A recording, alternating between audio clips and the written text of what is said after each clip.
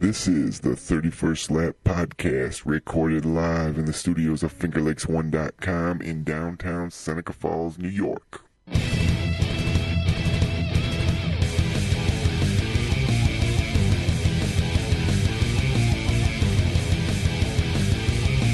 now, your hosts, Rich Post, John Bonas, Mike Mallet, and Chris Marquardt.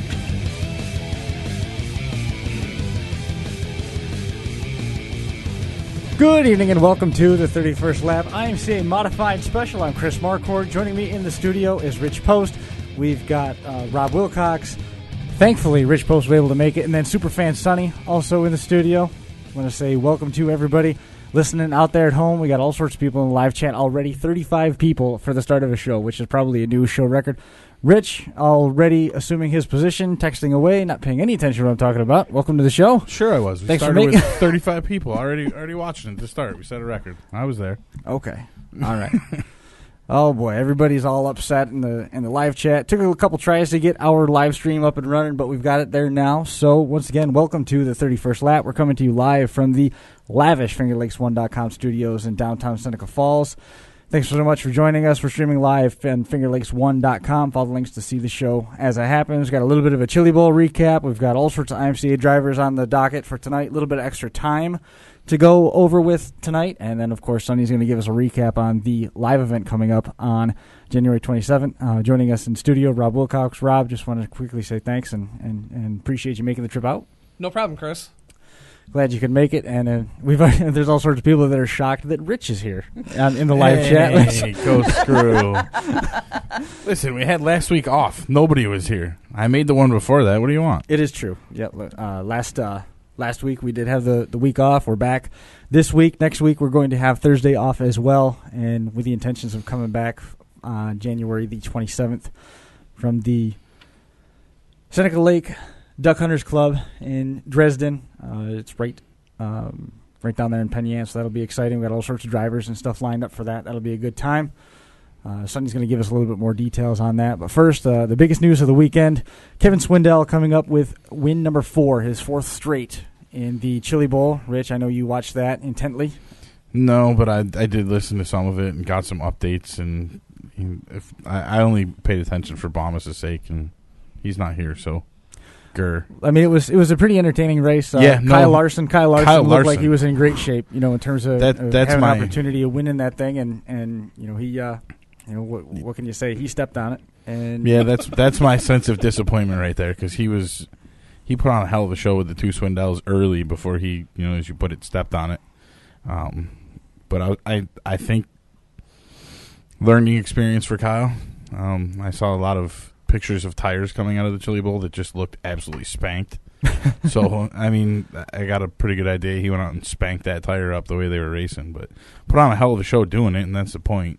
He did a nice job there, and then, of course, Kevin Swindell coming up with that win. It's just unprecedented to pick up 4 in a row. That's such a tough race to win with so many entries and things along those lines. Tim McCready, he came up with a 3rd-place showing in Friday's preliminary feature, which I'm not even going to begin to pretend I know which feature that was. It was one of the preliminary qualifying features, and that booked his trip into the main event on I think he came Saturday out night. 9th. Yeah, he ended up running in the top 10, which is great for him. Nice return. After the scary wreck over there, it's always nice to see him be able to return and do well. And no horrible stories, kind of like that one from several years ago, which is always a good thing, too. Those cars, when they get flipping and taking off over the railings and dropping some 30 feet down from the top of the banking and stuff. It gets pretty crazy. So that was good. And John, I hope that was sufficient enough for you. We'll come on, now that's Bomas. We'll keep an eye. That's his We'll thing. keep an eye on the live chat, see if he materializes there to give us more. Unfortunately, we're running off of one computer screen right now, so that everybody else here in the studio can see the show as it happens as well. So I can't really read this the best. So if anybody does, hit the caps lock. My mistake. It was Tim McCready finishing 4th. In that event, so that was cool. Oh, he finished 4th in Yep. the Chili? Yep. He finished 4th in a car that the car he's had some off years of late, but he's a former champion car owner in that race. But started Timmy rolled off 9th and ended up 4th and put on a pretty good show for the car owner and for the fans as well. And there was a lot of people that said he couldn't do it again. because of his injuries, because of that wreck that he had. Everybody was giving him a hard time. What are you doing here? What are you doing here? And he came back and showed him. Welcome to New York. Yeah, I don't think you're gonna slow Timmy down. Negative. When he's ready to go, he goes. What are you doing? I thought you said everybody at your house was sick and you were the one that was well. That's why you came here. Now Yeah, you come why? in here coughing up a lung. Eh, All right. just Whatever. sharing. Jumping into Give it to you. I don't keep it. Thank you. That's most kind. The voice that you heard, the friendly voice, right there in the pink shirt that everybody has a chance to finally see for the first time. I don't know. Somebody's complaining about this stuff in the live chat. I got so much stuff going on here. I'm trying to keep up with it. Sunny, SuperFan, who has been at every live event, watched every show that she could, even when she didn't have audio on the computer. She still hung on there. So I just wanted to say thanks for coming out to this show. Sunny has been very, very, very active in putting together the live event that's coming up on the 27th. So before we get into all the stuff with IMCA guys, I wanted to give you a chance to kind of, plug your stuff and let everybody know what's going on and what the game plan is. Well, it's not for us. I mean, the whole premise is to just meet, hang out, have a good time. Everybody come out. That's a racing party. Exactly. Bench race, eat some free food, talk with your friends, discuss what's coming up for the 2013 season. You guys are going to be the big draw right there because we want to get more people involved in watching the 31st lap, know more what you guys are about. It's a great venue. If you're looking for race results, you're out of the state, you can't make it to a show. You guys have comprehensive coverage while Posty's texting over there trying to get more results for us. I'm tweeting. Oh. And the whole idea is everybody complains you don't have rush hour on dirt anymore. You don't have this week on dirt anymore. You don't have a venue to get that information from. And I think that the potential for the 31st lap is huge.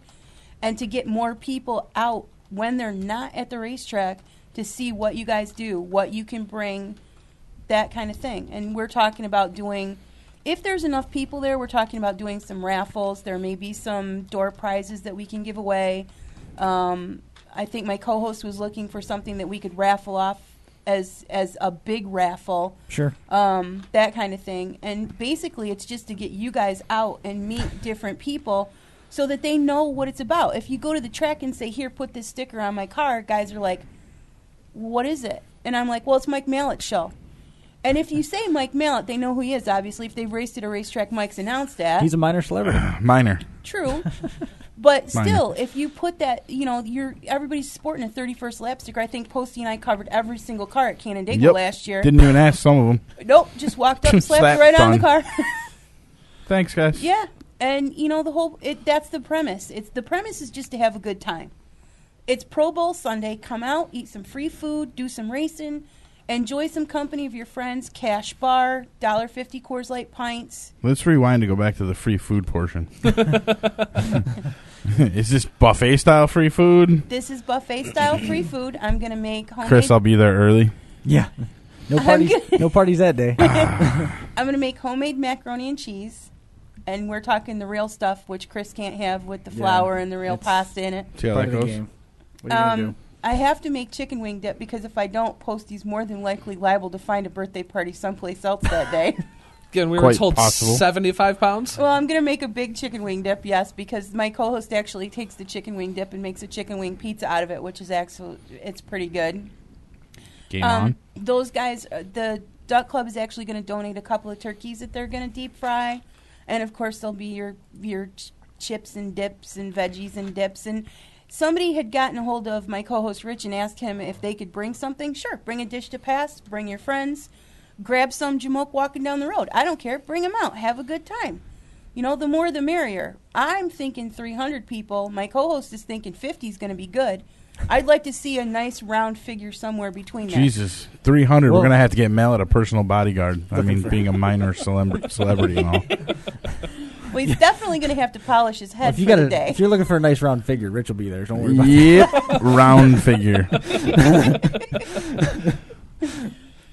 It's the Seneca Lake Duck Hunters Club in Dresden. The GPS address is 2188 State Route 14 in Penn Yan. If you get on MapQuest, it gives you the directions to the post office in Dresden. So click the event on Facebook. It's available on Race New York. It's available on Dirt Track Digest. Use the address I posted in there. Don't use the MapQuest address. What if I need to go to the post office? Well, then go to the post office. There we go. Well, it's your house. You must go there. The post office. No. They only get my bills. We're going to have a big sign down at the road that's got some checkered flags hanging off of it, so it'll give you a good idea. It's 7 miles south of Geneva, just before the Dresden crossover where the ice cream shack is, if you know where you're going. It's up on the hill. It's gorgeous in there. There's 2 kitchens available. There's a pole barn outside. Well, they'll do the deep frying out there. And these are like chef kitchens. This is not going to, the local bar for some chicken wings. We're going to cook some food. We're going to have some fun, watch a little football because Baumus was worried about that. Maybe. And we'll keep them updated. Well, I had talked to Bob Miller, too, because Bob Miller had just put out that vintage DVD that's been selling like hotcakes. Which is very cool, by the way. Yeah, I heard it was really good. I've heard a lot of good things about it. I wanted him to bring some of those out for sale there. I can't get a confirmation from him. He's a little bit busy right now. That's okay. So. We'll get one of them and we'll send him a bill for the advertising. Well, he's also got the last race during Super Dirt Week from Weedsport. He did the videography for that, so I was kind of hoping that he'd have some of those available also, just in case. I know there's rumors going on around about Weedsport and what's going to happen with Weedsport. There's been rumors for 2 years about Weedsport. Well, it's going to be a dirt track. It's going to still be right where it was, and it might open, it might not. Well, they just took soil samples from there was the last thing I heard, and there is a serious offer in on it. But since then, there hasn't been anything, which has brought us to where, to where we have been for 2 years. Yeah, pretty much when it comes to Weedsport. I mean, the grandstands are in Volusia right now. The stuff from the office is in Volusia right now. So awesome. It's there. Go look at it. That does pretty much cover it right there. Yeah, pretty much.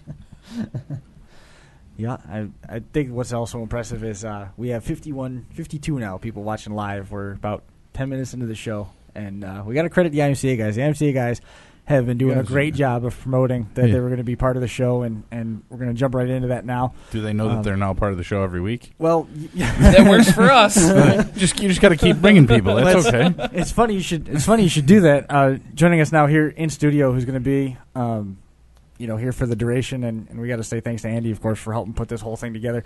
Rob Wilcox, who on Facebook is directing along with Dave Yehl, his racing partner, lifting the left front, the fan page, trying to generate more foot traffic and more interest in the IMCA class as a whole. Tell us a little bit about that and what you guys are working on, because it seems like it's working. You ended up launching 3 fan pages, you said, at the same time with other people.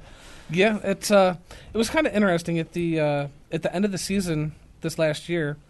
There was some stuff going around on Race New York and the negative publicity, and Andy had made mention that we need to get all the negative stuff out of the whole picture and look at the future, build on it, get a following, and Andy had decided to come up with a page with, I believe it's Daryl Barrett. Dave and I came up with the idea of doing something on Facebook also, which led us to Lifting the Left Front IMCA style. It was more to the fact that we wanted people to see the name, be attracted to it, and start following the IMCA class as a whole. Right now it's dedicated specifically to the IMCA Modifieds, but IMCA is a lot more than just the Modifieds. You've got IMCA 4-cylinders, you've got IMCA street stock style cars. I also believe IMCA still has the Sprints. But for the Northeast right now, it's IMCA Modifieds. So it was more as, we all wanted to try to get people's attention and get them interested in the IMCAs.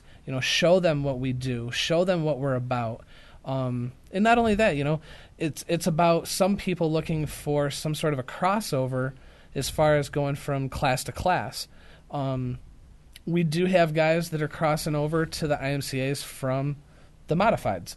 We have guys that have crossed over from late models to the IMCAs. Is that cost effective?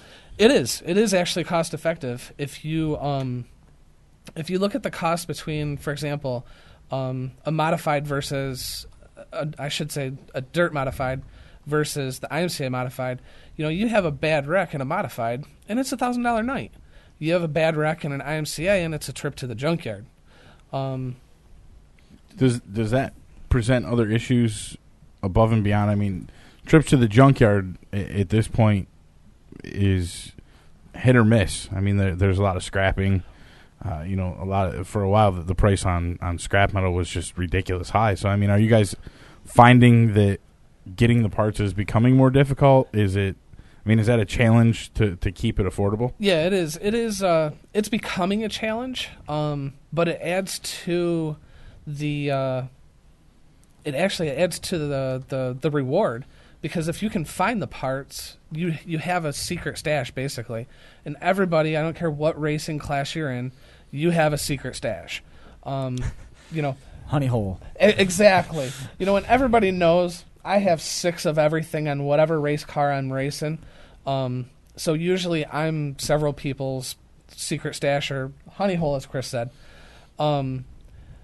It's a network also. I mean, our cars, you can build on the guys out west. You can build our cars on their secondhand parts.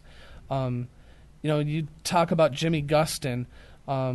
You talk about the Gustafsons. You talk about any of the big name drivers out west. Are you talking IMCA or USMTS? All IMCA. Those guys have run UMSTS, but what's the difference in the 2 sanctions? 2 sanctions is the rules, number 1, and the certain specifications in the chassis. So you could not get a USMTS chassis and come here and bring it here and run it on IMCA? I believe it would require some modifications. Okay, so they run like a 3-link rear end or a 4-link or something like that? Not necessarily. They're a 3-link or a 4-link. The new style suspension is 4-link. That seems to be what everybody's going towards as far as for the performance and setup in the cars. The major difference in the chassis between the 2 classes, or the 2 sanctioning bodies, is going to be specifically frame rail. The IMCAs require both frame rails be on the chassis. And there's some other things like different diameters in the roll cage. Aluminum parts are allowed in the other sanctioning, I believe. With IMCA, it's all steel. And they do that to try to keep it cost effective for you guys. Correct. The other equalizer in our class is tires, and that seems to be the huge topic of discussion with people is tires. We run an 8-inch hockey puck, but it's the equalizer in our class. Well, you guys were sitting here we've talking earlier. We've talked about that for sure, a bunch of different times. And I mean, I've kind of lived a little bit through that, but that tire, like you said, is an equalizer. You are all on the same tire, and that tire is not going to necessarily be a deciding factor in the outcome of a race. If it's an old tire that you've been racing for 2 seasons, it may, but it doesn't necessarily have to. Not really. Talk about 2-year-old tires. I acquired 4 used tires for mine and Dave's cars at the beginning of the season. We split the tires up between the 2 of us, figured the sizes out, and the tires, you could definitely tell they had a couple seasons on them. I talked to Pete Neff. That's actually where we got the tires from, and Pete's like, "Oh yeah, those tires are 2-3 years old. They'll be good spares, but there's still some life left into them." Well, we broke out the power washer and cleaned the tires and stuff, and boy, I thought the tires actually looked pretty decent. So, needless to say, we started out the season with 2 brand new tires and 2 tires that had probably 2 seasons on them at least. And at the end of the season, I had 1 of the brand new tires still on the car and 1 of the used tires still on the car. And that was after racing 12 races at Black Rock and 13 races at Black Rock. And I think we ran 4 or 5 races at Clinton County. Dave ran Skyline once, Dunhill once, and we both went down to A88. So it was about 20 to 22 races on the same tires that we basically started the season with. In a big block, you get what, 2 races if you're lucky, depending on your budget. Exactly. Some guys a heat. Yeah. Depends on what kind of. If you're running a car owner's car, you probably are going to run. You're going to have a set of tires for heats and a new one for the feature. Well, here's another question. The tires, do you guys, like I know the modified guys will sipe their tires, they'll grind their tires. Do you guys do the same thing? We do pretty much the same thing as the modified guys. There is grinding and siping. The biggest difference is the IMCAs are not allowed to alter their tires with any kind of chemical. Nobody is. Well, to a point. That's That's only illegal until you get caught. I mean, okay, open mouth, insert foot on that one, I guess. Yeah. For the most part, it's just siping and grinding. It's and you still get 20, 25 races out of them. Absolutely, but you're constantly doing something to your tires. Cleanliness in your tires and keeping a fresh grind on them is the biggest key in the IMCAs. You don't have to worry about, like, modifieds have, the soft tire versus a hard tire. You guys run one tread Well, that's the depth point of at a all tire time. rule. I mean, that's the point of the tire rule, to take that variability out of it. You look at when the late models had an open tire rule, those guys had, 100 different compounds in their trailer. Right now, a modified driver with a dirt program has an option of 4, maybe 5 tires, and now the IMCA guys, you have a tire. G60 American, that's the G60 one. Hoosiers. Takes all the guesswork out of it. That's the one. And they durometer hard, let me tell you. And the tires are the tires. In my eyes, it actually is the equalizer in the class, because a bigger motor is not faster. Less horsepower in the IMCAs gets the tires to the ground. For example, Andy Kiefer and myself both ran 602 crate motors out of Sportsman's, and we proved that a smaller motor will definitely put power to the track. There's several people that have run box stock 350s with a performer intake and a 4-barrel Holley, and have been very successful in the IMCAs. Actually, Andy and I were talking about that in the parking lot. So bigger motor is not necessarily faster in this class. Like with the modifieds, it's all about, in my eyes, it's all about, spending $20,000, $25,000, $30,000 on a motor. And I don't know about you, but a lot of us can't afford that. I mean, I'm scraping the bucket at $2,000. Do you have engine builders for IMCAs like Chuck CC? I mean, absolutely. You can basically, with the IMCAs, there's a claimer. So, you really want to be careful with how much money you actually spend on a motor, because it can be taken. And that rule was put into place by IMCA to try to keep everything fair. You've got the late model guys that are crossing over that are probably running late model motors. I don't know. Everybody's motors is kind of just secretive. It is what it is. In my eyes, like I said earlier, smaller is actually faster. Somebody who can jump on and tell us a little bit more about that engine situation joining us on the line now. We've got JJ Courcy. JJ, welcome to the 31st lap. Thanks for having us. Hey, no problem. Kevin Cook sends his best. Andy told me to tell you that.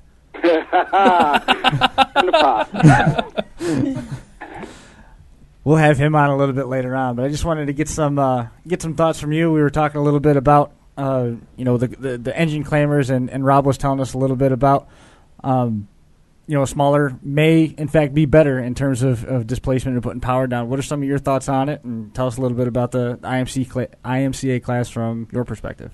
I think a lot depends on the tracks you're running at. I think he's right. If you get on the tracks that have less bite in them, you're definitely going to be better off with it. I mean, I won't lie. I've ran the big motors. I've ran the small motors.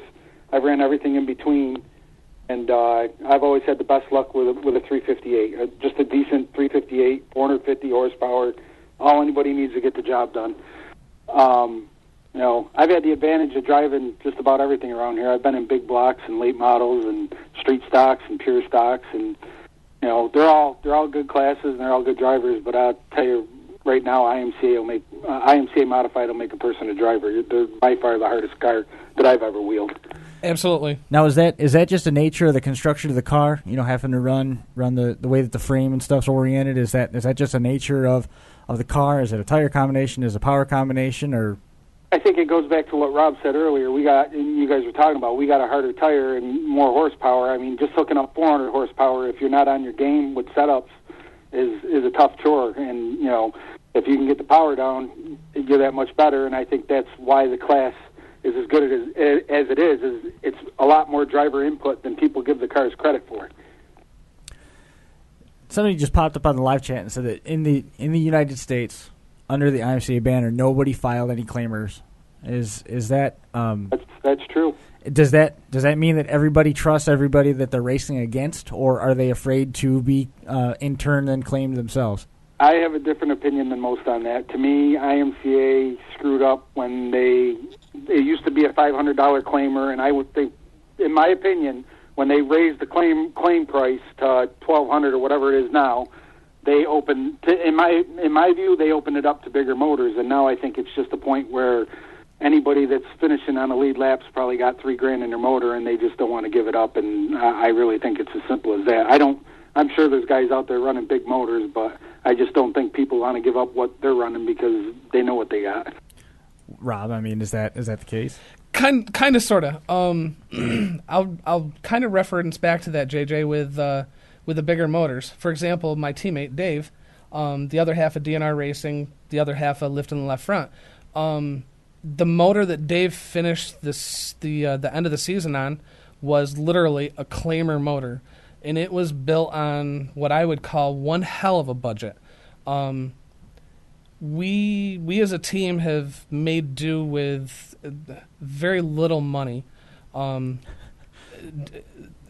racing program gives new meaning to budget racer, but we do with what we can do. Dave, the last night of the season, led 19 laps, almost beating out Mike Smith, almost beating out Rich Karnowski, which are three of the fast guys at the track that we race at with BlackRock. It's a 50-50 thing.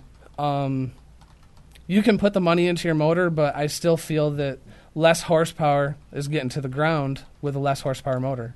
Or more horsepower is getting put to the ground with less horsepower motor. Sorry about that.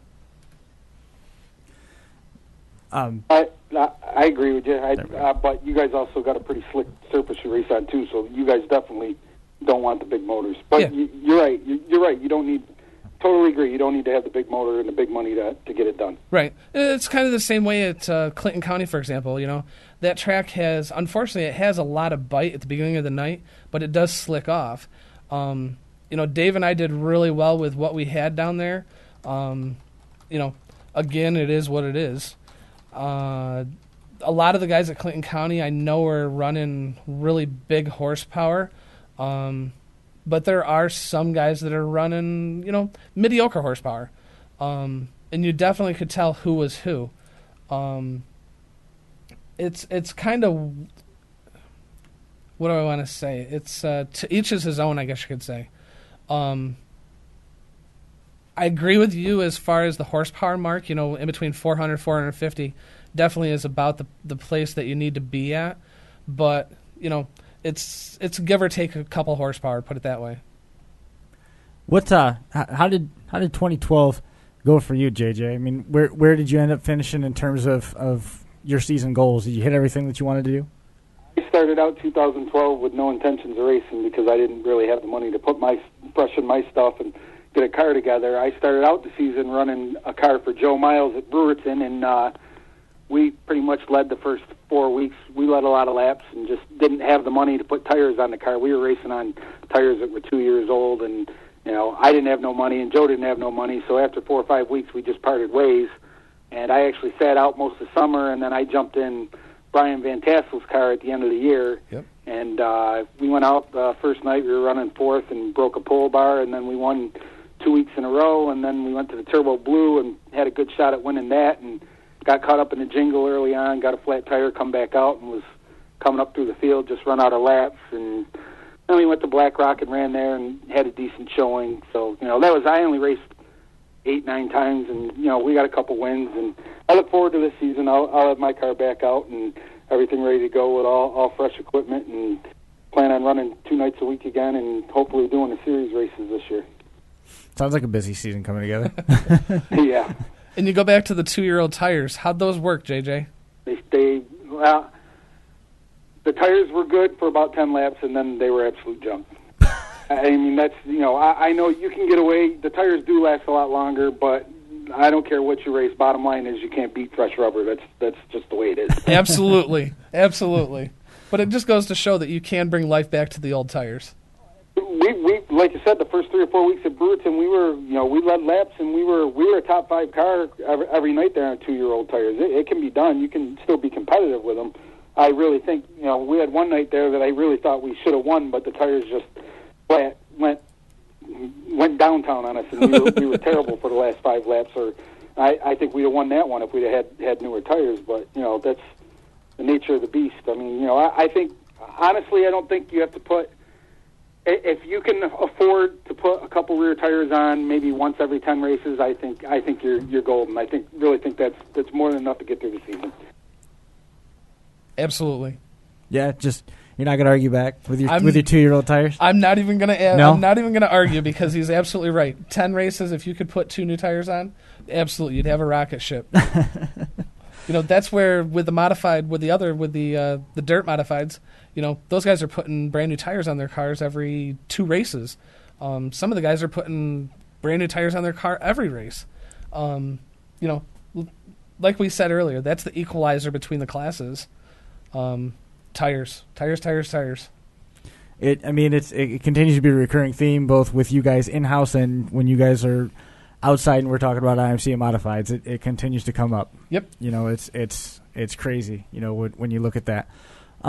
What is the tire budget for you guys? Just a few minutes so everybody knows we're going to have Kevan Cook coming up here in just a few minutes, and we're going to talk a little bit about him leaving the division and coming back to it several times through his career. But before we do that, just wanted to get some thoughts on what your tire budget is.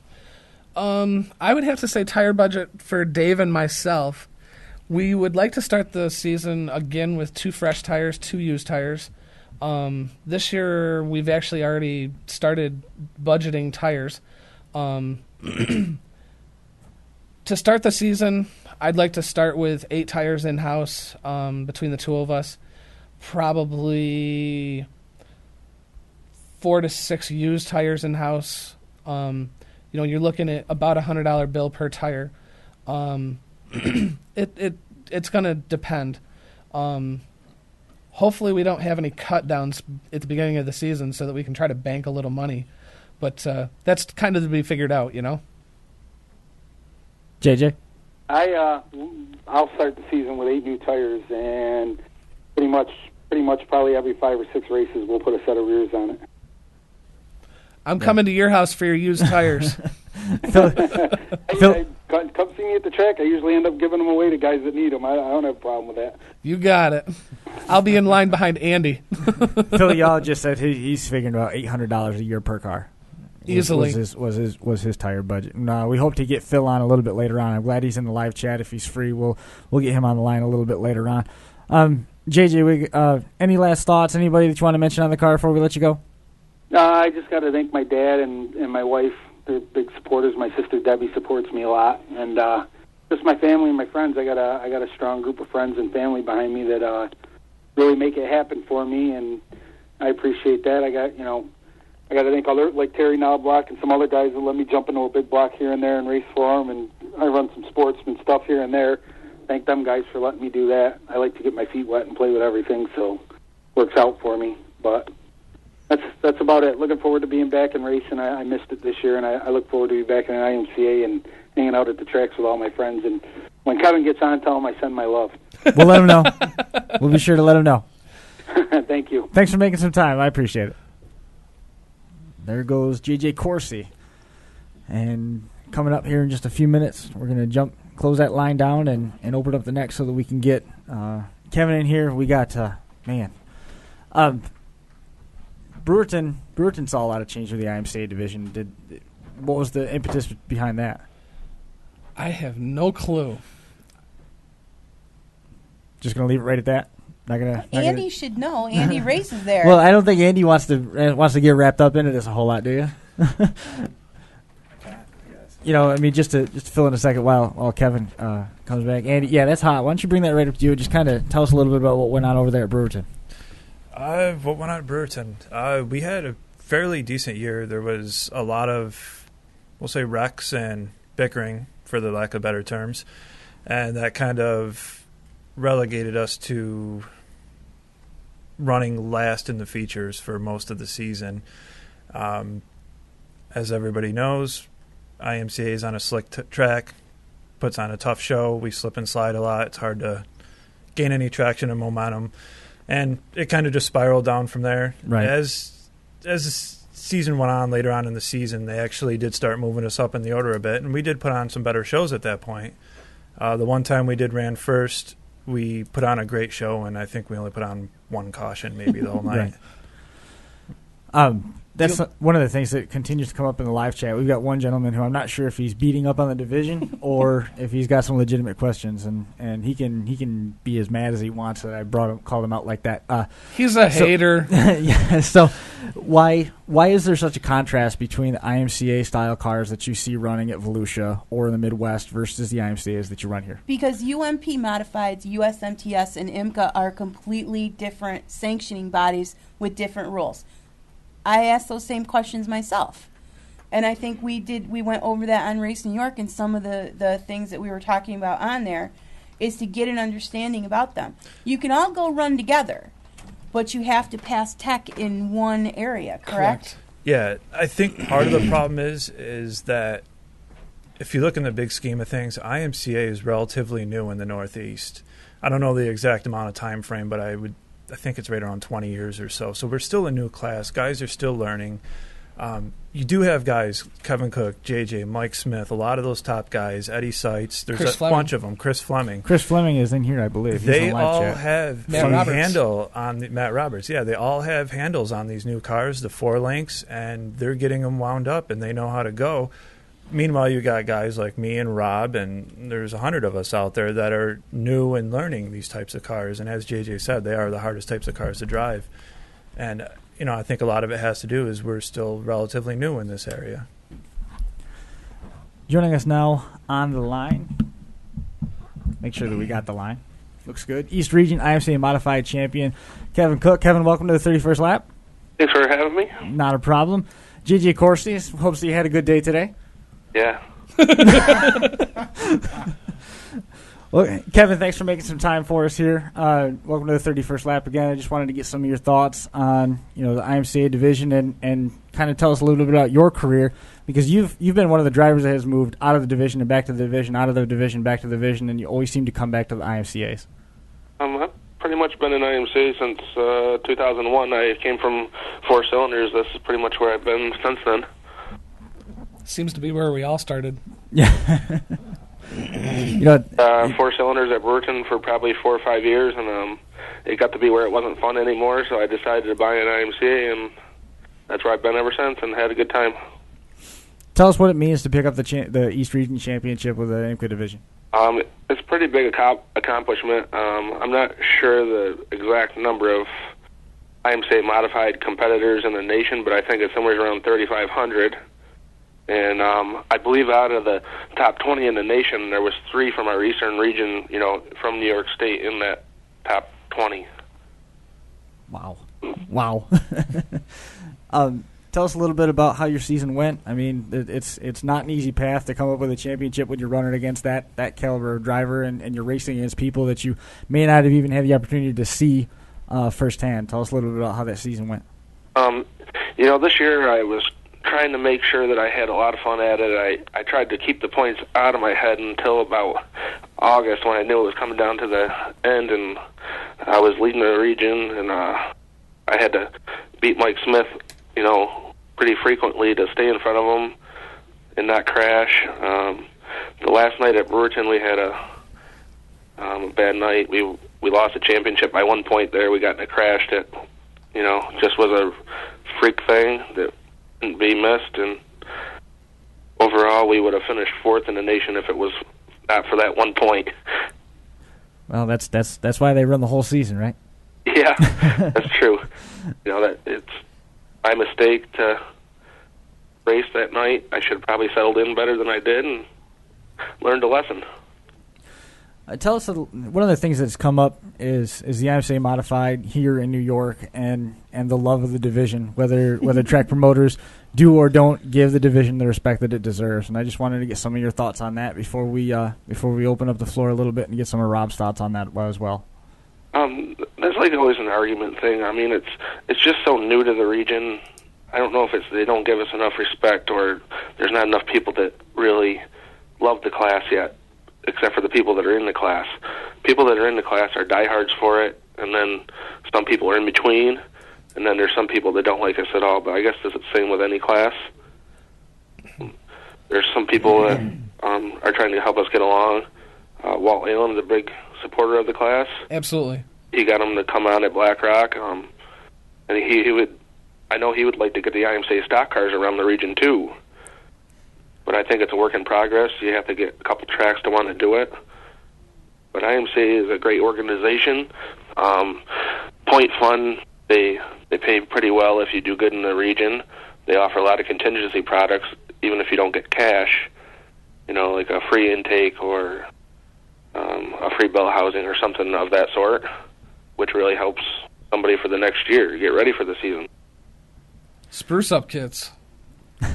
Yeah, spruce up kits. You know, there's just all sorts of stuff. I got an MSD box. I mean, there's all sorts of things that they hand out. They work really hard to get sponsors for those contingency products. I think you had some pistons too, didn't you, Kevin? Yeah, I got 2 sets of pistons. Now, did you scope out everything that he got just because is it a goal, or are you a little bit jealous? What's that on? Well, that's where what I was saying to you earlier is, you know, as IMCA guys, you trade back and forth a lot. You sell stuff to each other. You know, you're always scoping out what the other IMCA driver has that you can use that he's not gonna use. So it's kind of, you know, it's a win-win situation no matter which way you go, because like some of the guys out west that I've become really good friends with, you know, they win stuff out there all the time just because that's who they are, and they're good guys. You know, they've been doing this for a lot of years, where this is the end of my first full-time season, and it's like, you know, Chris Fleming, I bought a ton of stuff from Chris that was used, some new stuff to build my car last year, and I think I bought some stuff from Kevin too. You know, Matt Roberts, I've made my rounds, trust me, buying stuff from everybody. And that's where I come back to saying that, you know, I have 6 of everything on our cars.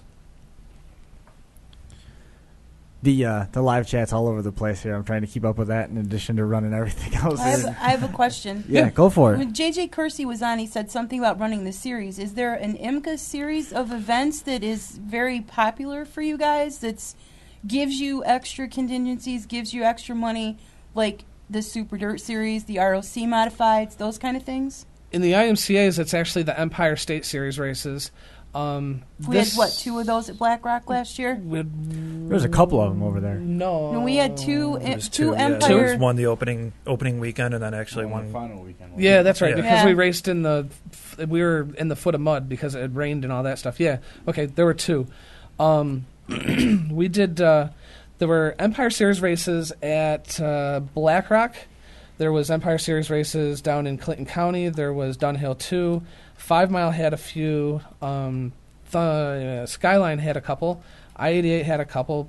Fulton had one at the end of the season. How many races are in the series, though, is my question. This year was 9. It was either 9 or 10 race series. And they're looking to add a couple more this year. I believe Penn Yan and Woodhall both want to come on board with a sanctioned race, but that's still in the works. We had mentioned that before. I was kind of wondering what tracks you can run an IMCA at. I know Brewerton and Fulton. Well, we talked about this in the parking lot. As a promoter, I want you guys to come to me and tell me what's going to bring me something. If I sign on to run IMCA cars at my track, what am I going to see from it? But that's the funny thing. I believe in the instance with Woodhall and Penn Yan, both of those tracks came to the drivers in IMCA asking, you know, can we put a race on? What could they do to put a show on, right? As a special race, just one event at their track to see how the IMCAs do. Not that they want to bring them on full time. They want to have a series race at their track. Just a special. One-time deal. What would be a special? Yes. Okay. Yep. There's also talks about a couple or some of the IMCA guys getting together at Chemung Speedrome or Shang-Tu and doing a hardtop race just for fun, which they already have the sportsmen's running down there on a weekly basis, and there's been I've been trying to get some of the asphalt guys to come on here and tell us what they've got going on down in that neck of the woods, but they don't seem to be interested in it. So, well, asphalt's for getting to the racetrack. That's what I say. That's damn right. And I know I'm going to get fired for that one. But okay. The series races are they're a whole other entity themselves from IMCA. There's also there's random draw awards for different positions at all the series races. There's the contingencies, and the payout is usually a little bit better with the series races. So how many races did Kevin have to win to take the East Region Championship? Oh boy, Kevin won a lot. Are you still there, Kev? Yeah, I'm here. I won 15. There you go. And at what tracks? I won at Skyline in Burton and Fulton. Well, Kevin, why don't you explain a little bit on how you accrued the points? It's not necessarily just based upon wins. It's not just on wins. I've won the region 2 years ago with 5 wins. It goes by your best 30 races of your first 55 races. Okay. You got to be dedicated to run 55 races. Yes, you do. You look at some of the budgets those big block guys are running on, and they're justifiably running 75 to 100 races or more. You guys are not taking that down. You're anywhere from 300 to 1,000 to win, and it's not like you guys are making money hand over fist, and you certainly don't have the big time sponsors behind you. Nope. You're talking about getting into a car for somewhere around $12,000-$14,000, and you don't have a huge budget in terms of your engine, but still, I mean, you're not really working on the same budget as a modified is. No. Entry level wise, as far as budget wise, you're going to spend roughly $2,500 on a bare rolling chassis. Or you're going to win it free when you go down to the World Finals, Phil. You're going to put another $1,000 to $1,500 in a motor. $400 in tires. I mean, you're going to have about $4,500 to $5,500 wrapped up in a car just to begin. And what's the average purse on a win?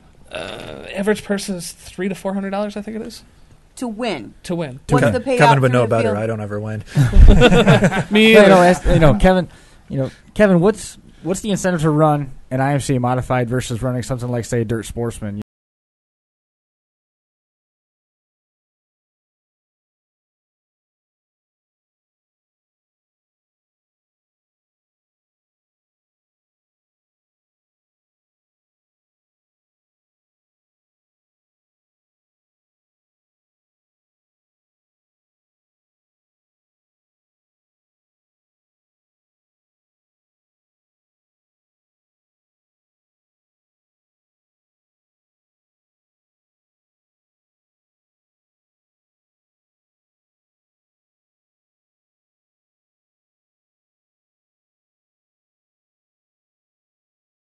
Those Brett Deo shows are few and far between. True, but what I'm saying is basically he's running all season long on what his budget is, and he's staying within his budget, and where he's finishing his best 30 races out of the top 55 runs on a national level. Well, where I'm going with this, you're talking a national point funding contingency as opposed to a regional. Right. And even if it's exactly the same, you're talking on a national level contingency program. The point I'm trying to get at is that recognition on a national level. Exactly. These local guys are running for shows like on the American Racer Cup, okay? But you're getting national recognition, and our guys are struggling to get good TV time. You know what I'm saying? You can go and look up in one of the Dirt Modified magazines. I don't know if you saw that.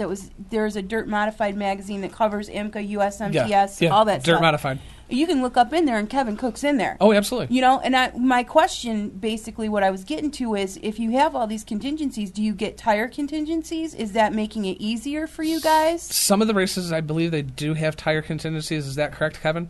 Not any of our races. Out at the Super Nationals, they give you tires. Yeah, Super Nationals down in Boone. Yeah, but not locally.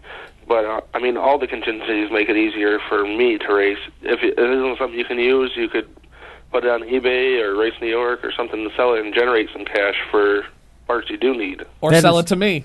That is one of the cool things about the IMCA rules. Because it's a national thing, you can easily put your parts for sale on eBay, and they might be going all the way to the Midwest, but you know for sure they're going to sell it. They You got might a be much- going to the Super much- Nationals. Yeah, you got a much wider Yeah. footprint. I mean, talk a little bit, Kevin, about Another thing that I think doesn't get recognition around here is if anybody has been out to the Super Nationals, you would see a totally different race than what you would see here on a slick track. Out in the Midwest, the IMCA Modified division is the headline class. They are the Brett Hearns or the Billy Deckers or whoever your favorite driver would be. I mean, they're the ones selling T-shirts and making the show and going in big trucks. I mean, it's totally have here. Kelly Shryock, USMTS. That's my boy. Kevin. You I think brought, Gusson has pretty much taken over USMTS, and he is starting to race late models now, too. Yeah, and his little brother's coming up 20 through or there doing 21 the years same old, thing. and he's setting the world on fire. Yeah. Rich, you were going to say? Kevin, you talked a little bit about the the track difference. You're going to see a different race.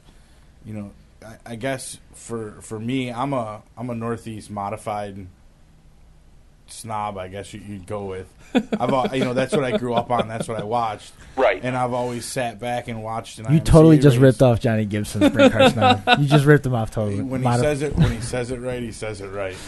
But I guess I've never seen a Midwest IMCA race, but when I think about Northeast IMCA racing and Midwest, I don't think of them on the same level, the same playing field, I guess is what I'm getting at. Two different cars. Are they different cars? Absolutely. Is it a different setup? It's two different tracks, Obviously, the track surface out west is going to be quite different than what it is here and in the south. But I can tell you firsthand between the two cars. I ran a Sportsman a limited amount of times 2 years ago, or the season before this year, whatever. Absolutely was unbelievably different. I took one step. I went from 4-cylinder rear-wheel drive Mustang to the Sportsman. What I was thinking, I still can't tell you. Yeah, I was loony, that's for sure. As my wife would put it, are you stupid? The answer is yes. You're a race car driver. Yeah. It comes naturally. The wife went to Florida on vacation. I had a 4-cylinder sitting in the garage. She comes home from vacation, and I've got a 2004 Bicknell sitting on the lift in my garage. I mean, yeah, that was a surprise. Hey, honey, look what I bought. That's easy to explain. I bought a modified. I take it she doesn't know how to shoot. Actually, she's a very good shot. Let me tell you. Then you're a very lucky man. Yes, I am. I am a very lucky man. She actually was the whole driving force behind me starting racing. Her family kind of does it. Her family definitely did it. Her deceased husband Jim spent many years at Woodhull. He was a really good racer, from what I understand. She's related to Brian Swartout. Brian Swartout is a really good driving force in the modifieds. So it's in the family. I found my place. I found my home in the IMCA Modifieds. I love the class. I love the people that are in it. I love the cars. I've never had so much fun racing in the few years that I have been racing as I did this last year in the Modifieds. And a lot of that I owe to my partner in crime, Dave Yehl. That's a whole other story that we could spend a whole day on. But it's been a really good time between the two of us, and I found my home. The IMCAs are definitely it. Well, we'll get into Dave a little bit more here. We got some other folks that are texting that want a little bit of time, and if we can get to everybody, we'll certainly try to. But I just wanted to get some other thoughts from Kevin. Is there any place that you haven't had the opportunity to run an IMCA that you would like to? There are some places that we did go to that I really liked that we don't go back to anymore. I would really love it if Fulton would race us every week. I mean, that track is awesome to race on. It's wide. There's lots of room to race. You can get away from other people's mistakes or your mistakes. I liked when we went to Woodhull. I liked when we went to Brockville. We're working on the Woodhull. Used to race Utica Rome on Sundays. That was fun. Yeah, there's been some talk on the live chat about Utica Rome. I mean, what about tracks like Canandaigua or Rolling Wheels or something along those lines to be able to get to or get back to? Me in general, I don't usually do good on big flat tracks, but I would probably go if they had a race. Fonda was one of my biggest struggles ever when we used to have series races there, and to me, Canandaigua looks kind of similar. You know, I've never raced there, but that's what it looks like. Right. Utica Rome was fun. That was big, but it had some banking to it, not quite as flat. Got really slippery back when we raced there. So let me ask you a question. Have you raced at Boone? I have raced there twice, but I've been about 10 years to watch. Okay. Is that, like, I'm assuming flat, wide? It's wide, not flat, very banked. Very banked. Okay. Kind of like Woodhall, if you are familiar with Woodhall. Oh, I'm very familiar. The paperclip? Not quite as banked as that, but lots wider. It would be probably as wide as Fulton or wider, and then more banking. Okay. What'd you think about the farming down there, Kevin? The track, that kind of brings back out there, you need more motors than you do locally here. They take such good care of the track for the Super Nationals that people can hook up really big motors on our tire. So would you get the same thing if you were to run a big track like Rolling Wheels or Canandaigua here? I don't think so, because I think they get slick enough around here that you'd be right back to needing hardly any engine again. Okay. I'd like to try Canandaigua, to be honest with you. So you'd throttle jockey it, basically. I'm certain that they'll probably have an open practice kick off the year. Do it every year. Bring it up there. Cars, late models, you name it, they bring it. This sounds interesting. Food for thought. Kevin, before we let you go, Kevin, I wonder if there's anybody that you wanted to take a minute and recognize, any sponsors on the car, anybody that helps you out. Most of all, I got to thank my wife. Most of the time, by mid-season, I'm ready to quit, and she wants to keep going. She's a big force in it. My father-in-law helps a lot. Pat Chandler, Close Racing Supply, my engine builder, A&I Engines, Tracy Road Equipment, where I work. They came on board last year and helped me out a lot. And my Snap-on guy, Larry Gerdo, they helped out a lot too. Can't go wrong with that. Kevin, I really appreciate you coming on and hanging out with us for sure. We'll catch up with you here as the season progresses, and wish you the best of luck on the tour again this year. Okay, thanks for having us on the show. Thanks a lot, man. Thanks, Kevin. Thanks, Kevin. We did get Walt Allen texted in. He tried to call me, and I skipped the call because we're in the middle of that one. We'll try and circle back to him. What we'll do is we'll have Rich get who's on deck next. We'll get Dave Yehl on. We're still going to get to Phil Yaw. He's coming up a little bit. He's been hanging out in the chat. And then we're going to try to get to Walt Allen, too. Interesting thoughts. You know, some of the tracks that Kevin wants to get back to compared to some of the tracks that we've seen come up already through the course of tonight's conversation is a little bit different driving style. It lends itself better to some different tracks. I'd like to see him at Woodhull, actually. I kind of think that... Sorry, I was texting Dave. Yeah. It's okay. I really do think that they do well at Woodhull. Seriously. Right. Is Dave's okay, or should we? Yep. Okay. Tracks that I'd like to go to race at. I really would like to go try Woodhull. I have been over there to watch the modifieds quite a few times. I think Woodhull would be a really interesting track. Actually, that's where Dave's chassis originally was raced quite a bit from Sean and Ron. So we might have a little bit of an upper hand on that track. I don't know. It'd be interesting.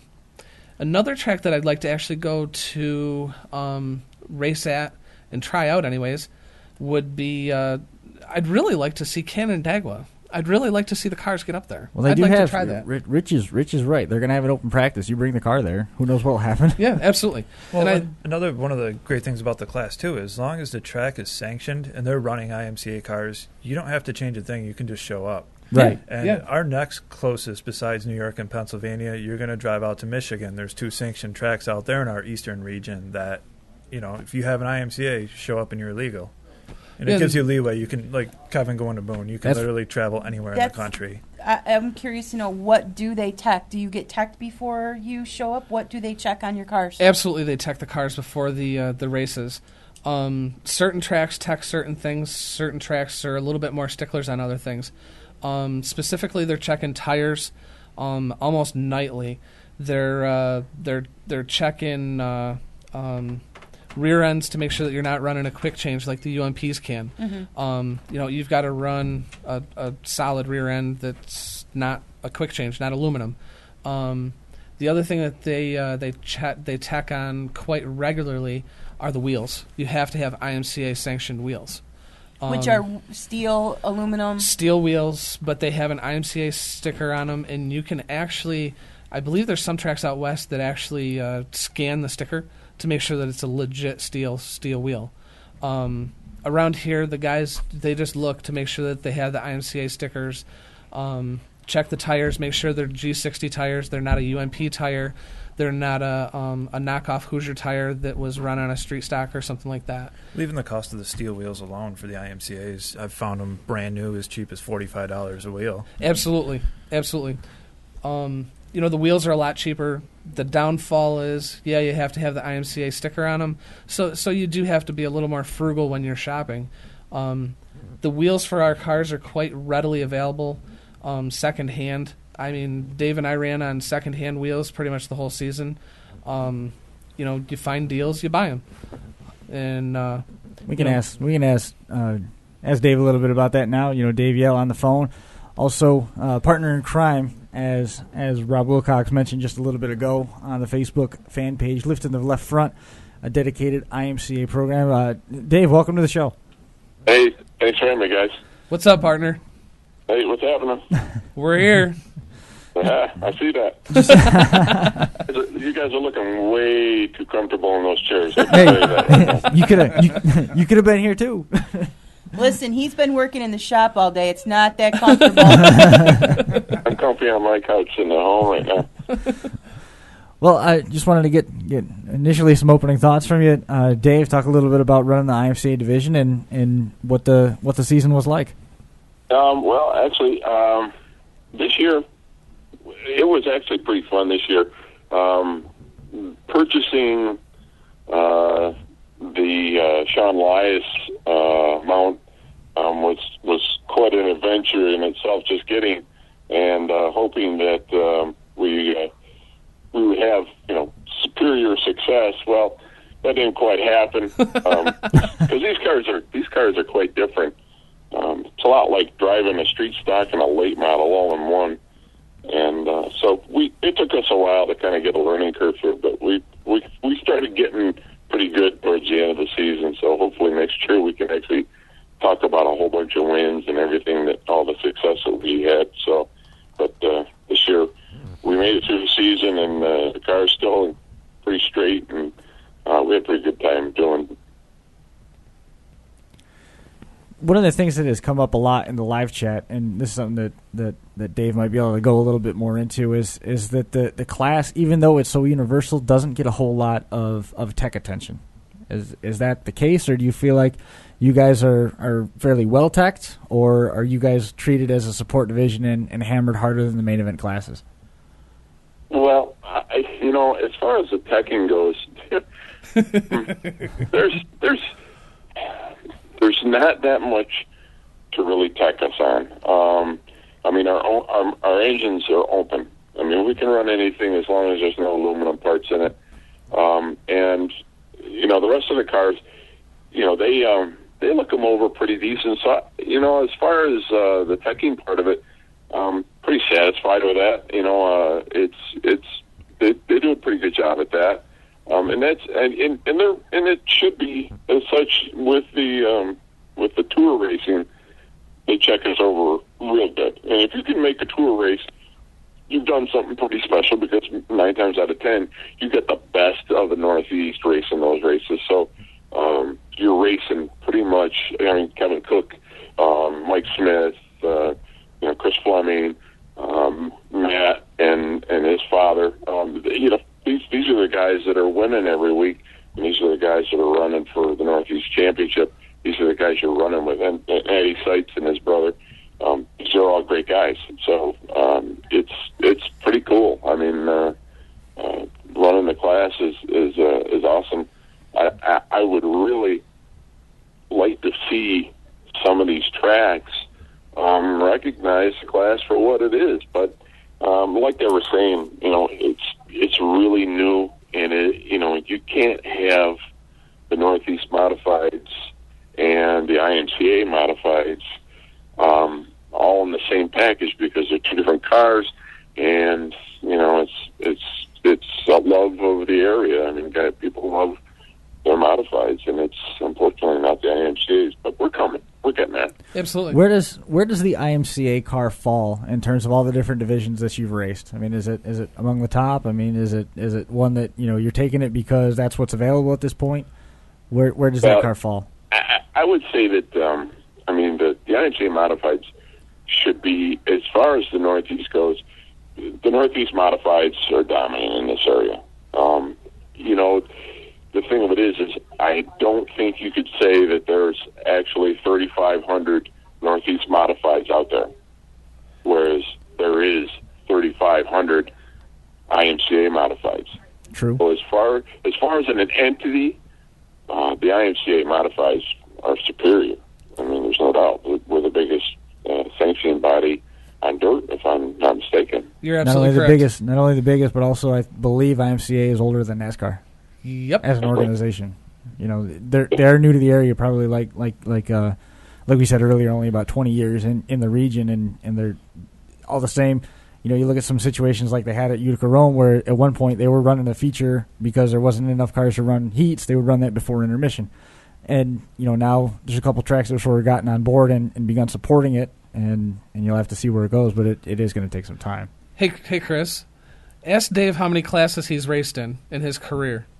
Well, he can hear you now. He can go ahead. How many classes? I can tell you this much. I don't think I raced the front wheel drive. Usually his answer is everything except for a sprint car. Yeah, don't worry. We'll fix that at Black Rock, Dave. What is one of the things that attracted you to the IMCA car? IMCA cars puts the driver back into racing. Let that sink in. Puts the driver back into racing. How about that? Absolutely, because it's a driver's class. Yeah. If your cars are... I can tell you right now, an IMCA Modified does not drive like a Northeast Modified. Northeast Modifieds, you just hold it open and point it and go. IMCA Modified, you better be on your game. You better have the setup right, and it's a love-hate deal.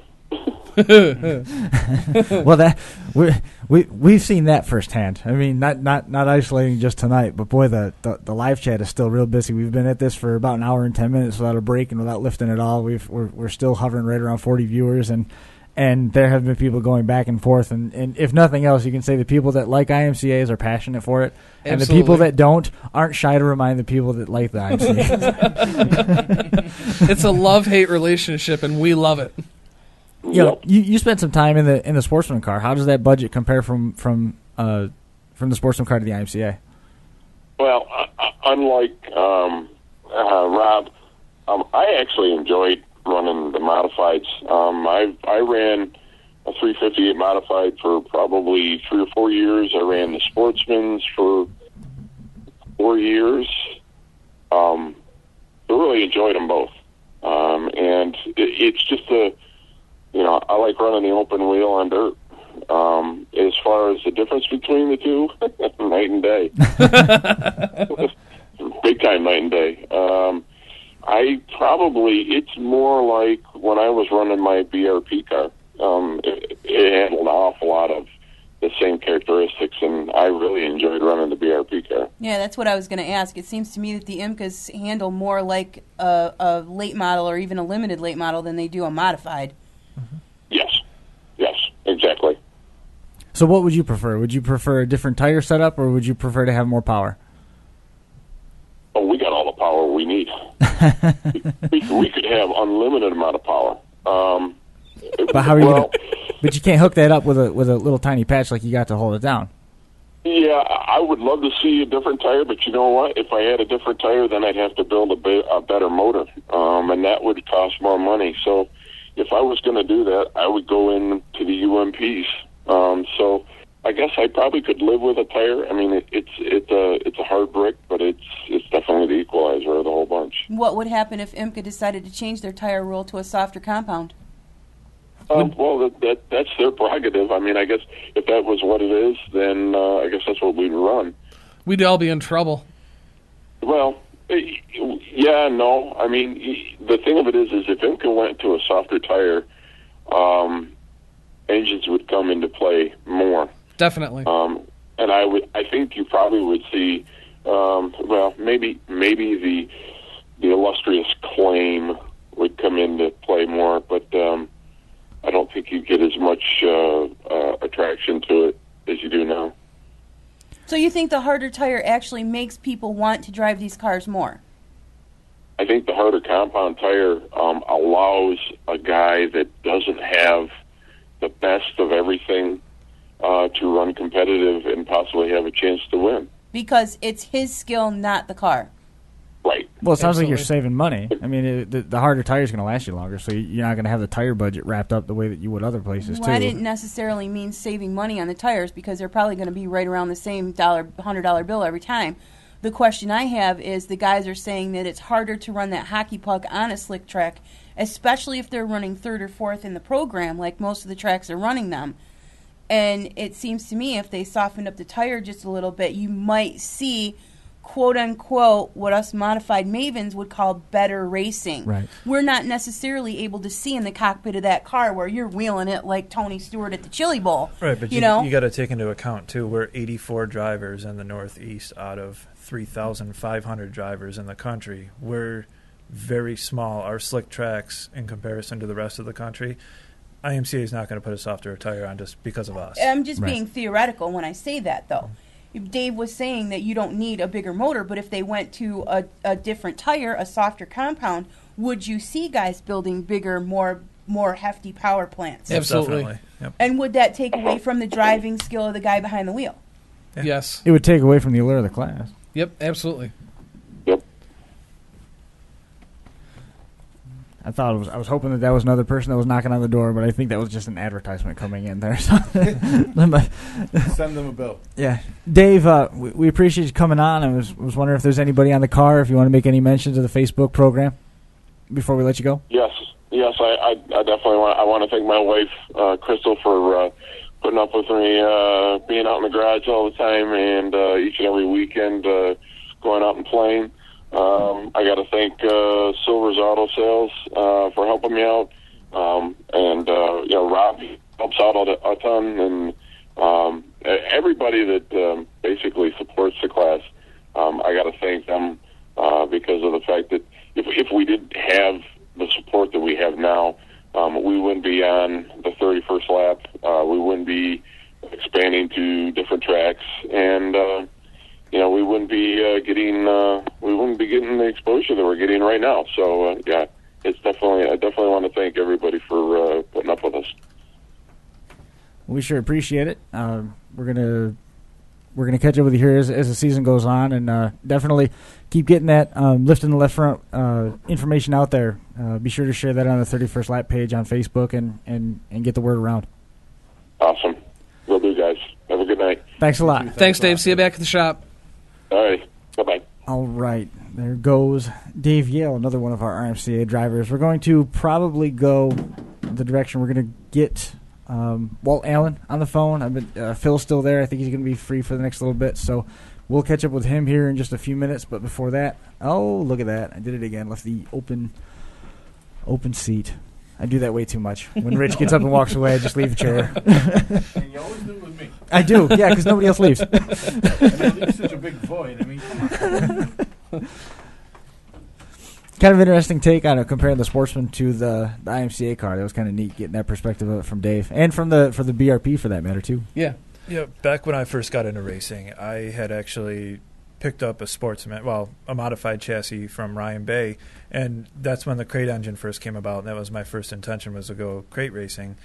And it got to the point where I just couldn't afford to put it together, so I got rid of that and moved to a 4-cylinder, which at the time was a great move, and since then I've gone to the IMCA.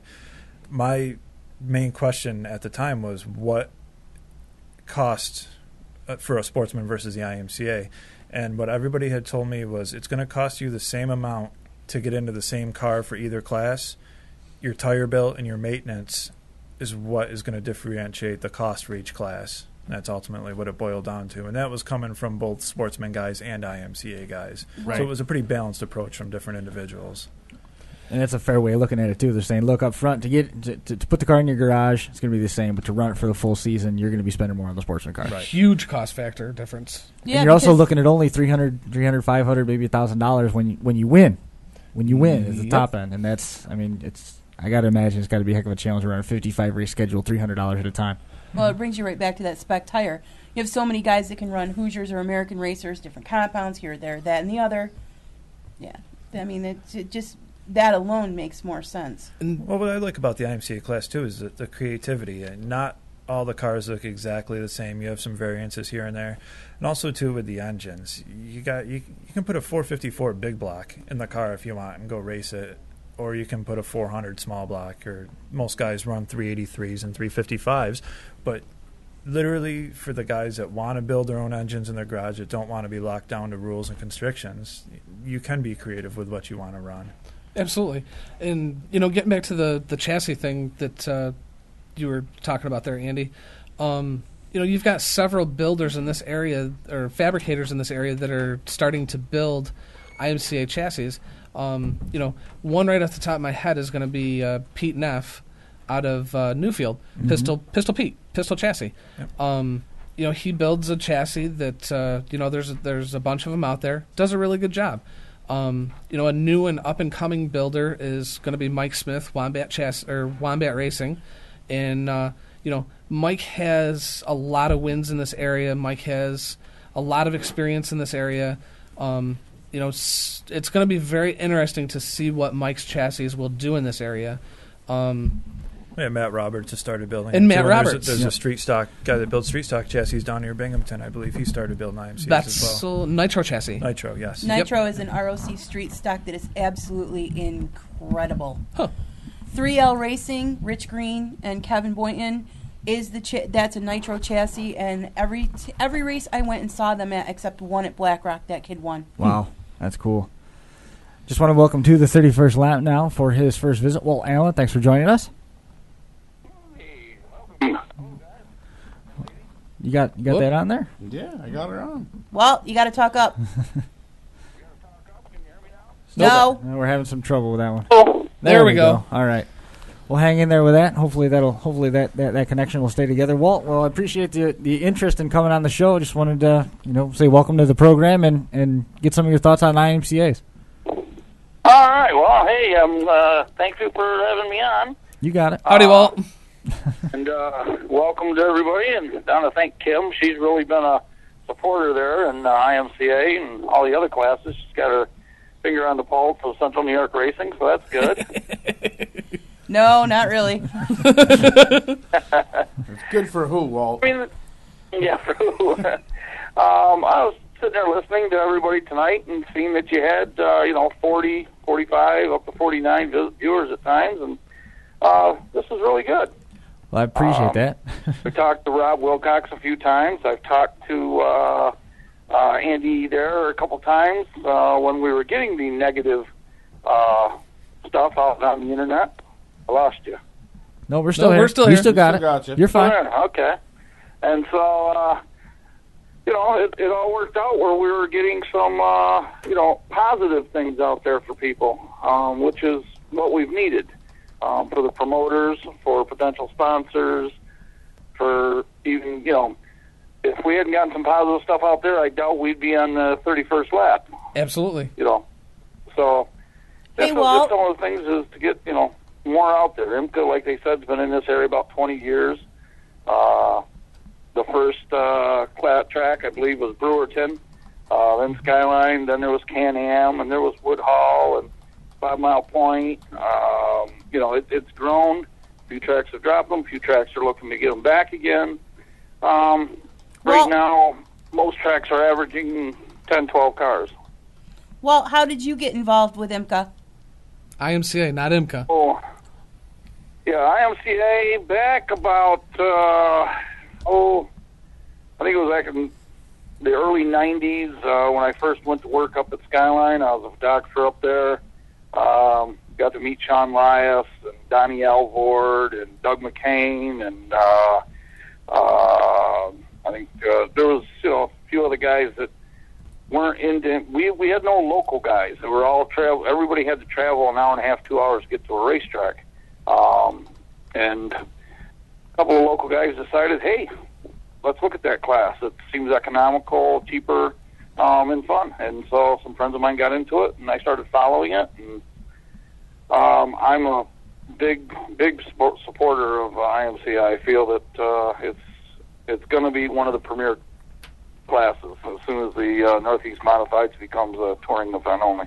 Okay, so is that what prompted you to get into promoting the IMCA events? And you do it at Skyline and Black Rock, right? The IMCAs are they're economical for everybody. I mean, you don't have to have a ton of money.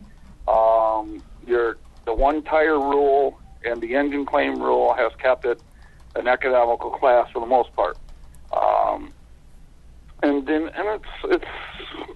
it's a class that everyone can relate to. I mean, it doesn't look like a Northeast Modified. It's not a street stock. It has its own identity. And for the guys that are in it, they have their own, they have their own characters too. So it's a lot of fun. Okay, I know you're coming next week to the party, right? Yes. Okay. How many races are the IMCA Modifieds going to be at Black Rock this year? I'm not 100% positive. I haven't looked at the schedule, but I'm guessing it's just like last year. I believe it's 14. I think that's how many we had scheduled last year. And you did have two Empire Series races last year, right? 3 series races on the schedule at Black Rock this year. We haven't been putting up the dates yet because I haven't heard back from IMCA, Jim Standard. We've been talking quite a bit in the last couple of weeks about things, but he's been real busy putting together the series. Most times our series races are like 8, maybe 9 the tops. This year we could be looking, I'm not 100% positive, but we could be looking at 10 or 12. And so with Black Rock having 3, and I'm 99.9% positive we have our dates because they don't conflict with anybody. So we're going to have 3 series races. I know Skyline's working on 2 this year. 5 Mile, of course, has 2. Clinton County probably have 2. Dunhill probably have 2. It's going to be a busy year. Yes. If Woodhull, series races are a lot of fun. It gives the guys a chance to travel some to tracks they don't normally race at. I do agree with the racers that the midweek shows are really tough for guys up around Brewerton, Syracuse, or even the ones down in Binghamton. Per se, to go to a track that's 2, 3, 4 hours away, they lose a half a day of work before they get there. The next day they don't end up work. It is a problem for mid-season or midweek shows.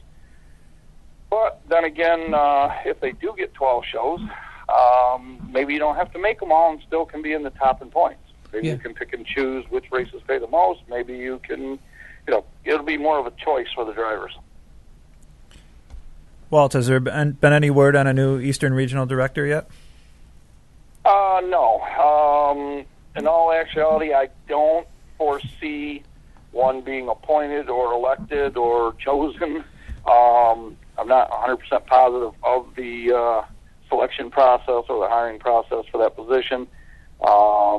I don't believe we will probably have one per se until maybe middle of the season, maybe even later.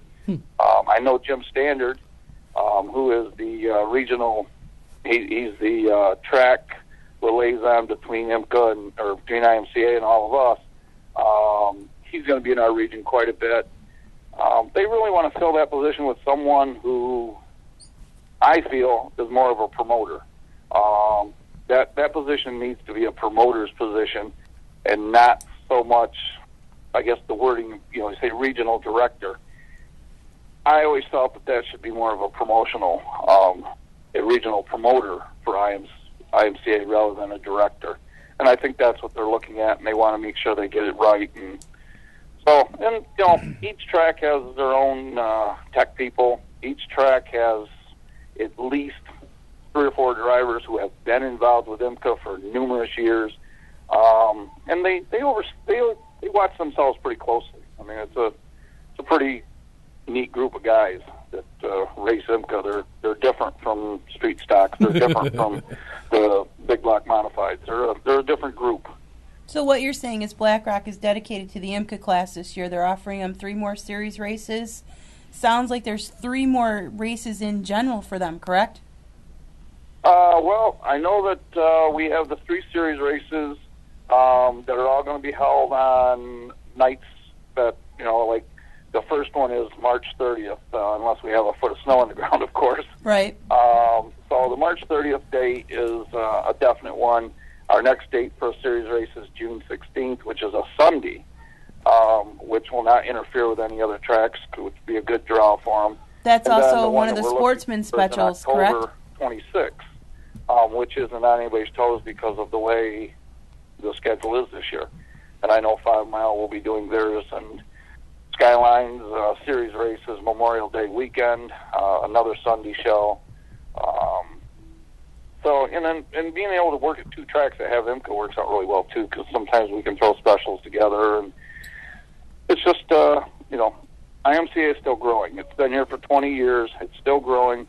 We don't have, names like Alan Johnson, Danny Johnson, Steve Payne, Brett Hearn. We have guys like Kevan Cook, J.J. Courcy, Chris Fleming, Matt Roberts, Gary Roberts, the top names that, a lot of people don't hear because of the fact that we are in the Northeast. That sounds cool. Getting a lot of thumbs up online, too, about the dates. That's cool. And having those three shows spread out through the course of the year, that's a good deal. Thanks, Walt, and thanks, Dean. There's some good ones.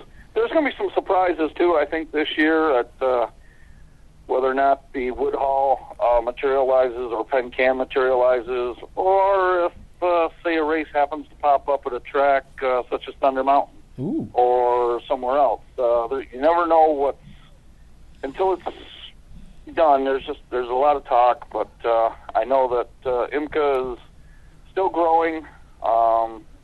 The motors can be anywhere between a $3,000 or $4,000 motor up to a $40,000 motor. I mean, there's guys out there that are putting that much into them.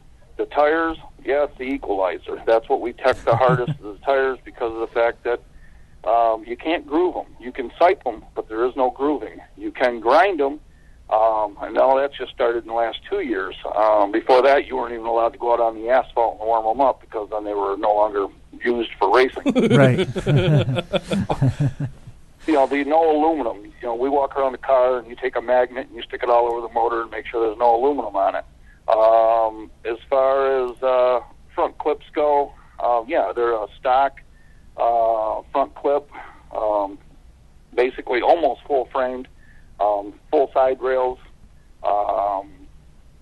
They're getting harder and harder to come by in this area, but I think IMCA has and out west too for the most part. And they're looking at manufactured chassis now. They're going to sanction something here soon and put their stamp on it, and so we don't lose the class, and it'll still be based on the same stock premise. I'd like to get street stocks in this area, but can't get the guys to run with that race tire. They want their soft tire, they want their big motors, so the street stocks keep losing car numbers. But we'll work on them. Well, we'll thank you guys for letting me on. Thank you for promoting IMCA. See everybody here in a couple of weeks, I guess it is, in is it Dresden? Yep. That should be a fun show. We'll see you down there. Yeah. Hey, Walt. Yeah. Got a quick question for you. Yeah. Yeah, I heard that tone. A bunch of us nominated you for the regional director. What do you think about that? I've heard that. I threw my hat in I put my name out there a couple years ago. Ed Billings, the former regional director, has been with IMCA for many, many years. Really good guy. He's done a great job with the class. He's had some health issues, and he's retired from it. We've talked about it. I personally would just like to know a little bit more on exactly what the job entails. I mean, I know 95% of it, But I want to know what it all is before I actually make the jump. There's some other qualified people out there that are interested in it too, I understand. So, either way, IMCA's going to be here. I don't see it going anywhere. We'll get some more tracks involved possibly. I'd like to see more drivers get involved before we get more tracks, unfortunately, because we keep splitting the class. We get 15, 16, 17, 18 cars at a track, and then we open up another track 50 miles, 60 miles away, and now we go back down to our 10 cars a track class again. And that's been a problem. When you look at Skyline, 5 mile, they're 40 miles apart. You look at Black Rock, and if Woodhall was to get them again, they're within an hour of each other. You want to be able to keep the tracks somewhat geographically away from each other so each track can try to build on their classes. Touching on what you guys said about running you first, running you second, giving you better track conditions, I know some tracks do tend to get dry slick, and some tracks don't. And some tracks have more bite, some tracks don't. That's part of racing, and I think it's the same for every class. We look at them out west.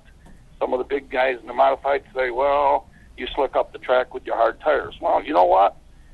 Out west, they run late models, and they have the soft tires, and they run after the IMCAs or run before the IMCAs.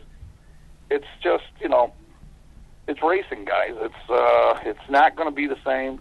And if it was, it would get boring. That sure would. Well, we sure appreciate you coming on, and we look forward to catching with you down there at the Duck Club on the 27th. All right. Well, I want to thank Andy for helping out. I know he's come on board and become a strong supporter over the last couple of months, along with Rob and of course Kim and you guys, Rich, and everybody. It's a pretty neat show you guys have put together, and I see you touch on just about every form of racing there is. So, well, we try to. It's pretty cool. Thanks, Walt. Thanks a lot. Thanks for coming on, Walt. Have a good evening, guys.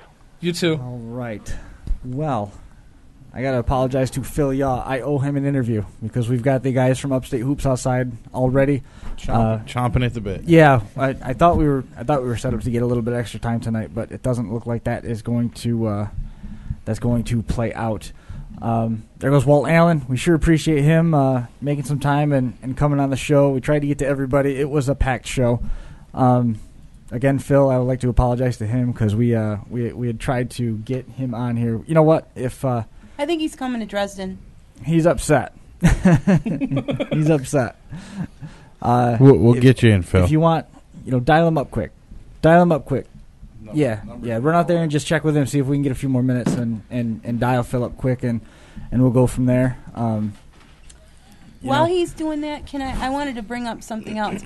Yeah. We don't talk about a lot of asphalt racing on here, but I do know that there is the Tell him scrap it. Never You're mind, fine. posting. Don't worry about it. He's good. He's not upset. He was just messing with me. Go ahead. If you're familiar with That's Shangri-La or Shamong and the Zacharias clan, you obviously know who Shirley Zacharias is. Shirley passed away this week. You might know Chris. Chris did all the lettering for Brian's cars, and I know he's been doing that. Chris is also a fairly adequate racer in his own right.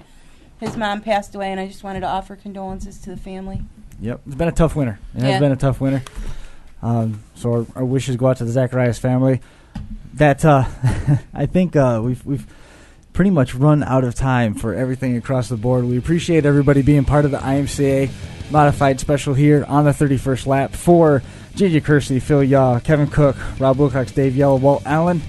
I am Chris Moracourt. Thanks a lot for joining us on this edition of the 31st lap.